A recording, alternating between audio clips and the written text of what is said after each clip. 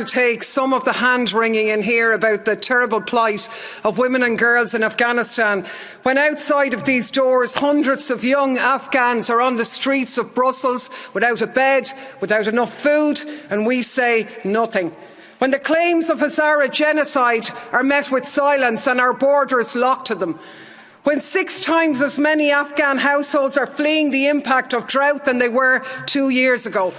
3.2 million children acutely malnourished, 2/3 of the population dependent on humanitarian aid, 4 million more than last year.